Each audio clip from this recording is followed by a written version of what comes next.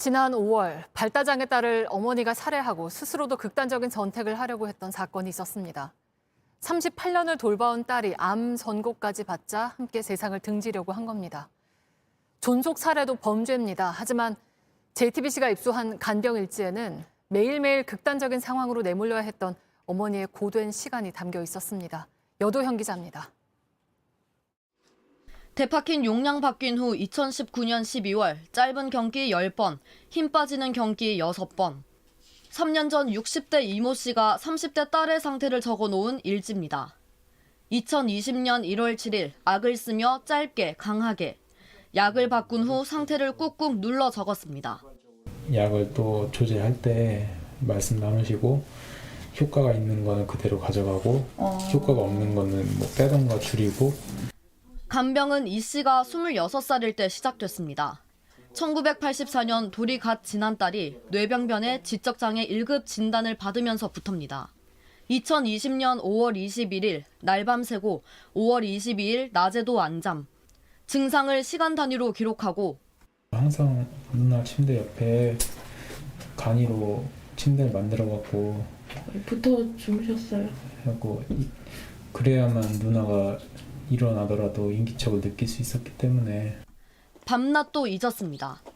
소대변도 못해서 못하니까 쉴 때도 없이 빨래를 해가지고 새벽 1시고 2시고 그 집 사자가 알면은 또 민원을 안 해요. 지난 1월 날아든 딸의 대장암 진단서. 누나를 살려야겠다는 그 의지만큼은 꽉 잡으셨고. 하지만 38년간 딸을 돌봐온 이 씨의 굳은 의지도 꺾였습니다. 그 혈소판이라는 수치가 이제 급격하게 줄어들면 항암이 중단되고 멍까지 봐버리니까 거기서 많이 무너지신 것 같아요. 무너지셨. 결국 지난 5월 딸을 살해한 뒤 극단적 선택을 시도했습니다.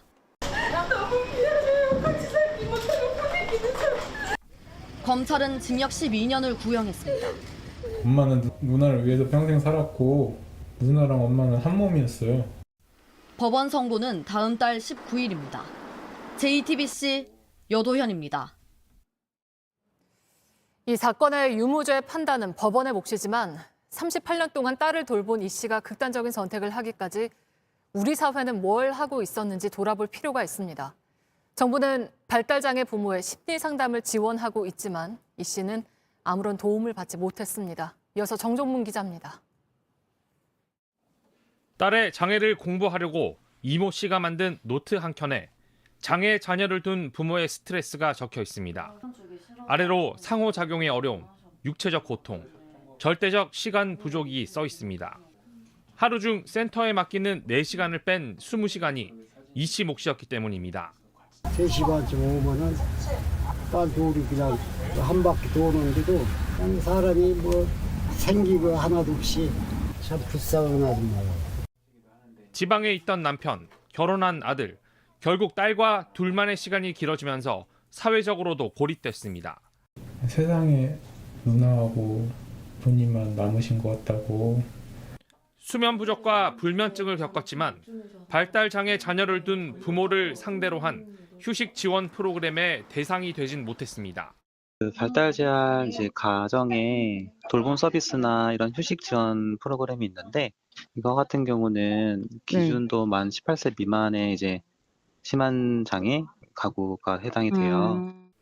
또 심리 상담 지원 프로그램도 지원받지 못했습니다.